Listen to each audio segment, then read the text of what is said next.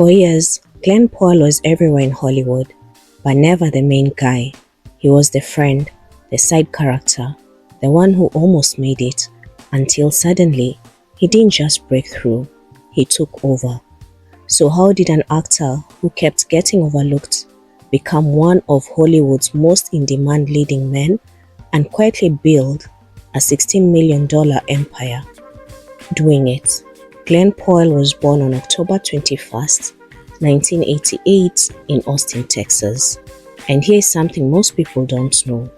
At just 5 years old, after watching Jurassic Park, he began making his own home movies with friends. The obsession was real from day one, and like a lot of overnight success stories, his career started early, but moved slowly. He picked up his first role at 14 years old in Spy Kids 3D, Game Over, and his career remained steady for years. Small roles in films and episodes on TV shows like Without a Trace and CSI Miami. And these weren't breakthrough moments, they were background roles, the kind that keep you working but not noticed.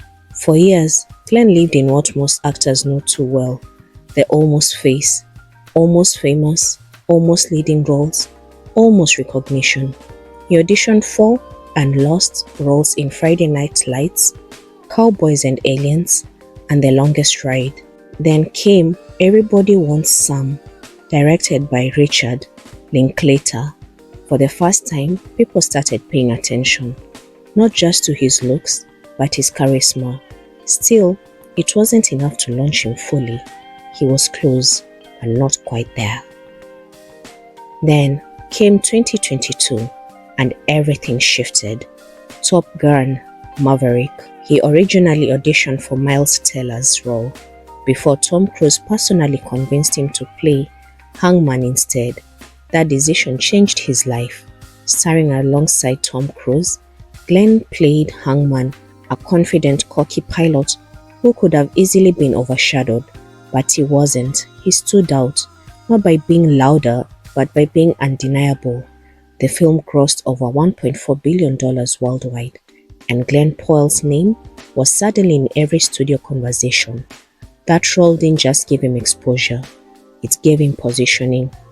And then Tom Cruise did something nobody expected. He paid for Glen's flight school training as a Christmas gift after filming Wrapped. That's the kind of co-sign money can't buy. After Top Gun, the industry started looking at him differently. No longer the backup option. Now, he was the lead. He starred opposite Sydney Sweeney in Anyone But You, a film that made $220 million, more than doubling its budget, proving he had chemistry, range, and the power to carry a film alone. Then came Hitman, a role he didn't just act in, he co-wrote and produced it, and it earned him a Golden Globe nomination. Then Twisters, it earned over $370 million in the US alone. 1 hit, 2 hits, 3 hits, back to back. But here was what separates Glen Powell from most rising stars. He didn't rush the process. After leaving the University of Texas in 2007 to pursue acting, he returned in 2024, over 17 years later, to complete his film degree. He stayed a student, even at the top. He built his reputation slowly, so when the opportunity came, he was ready.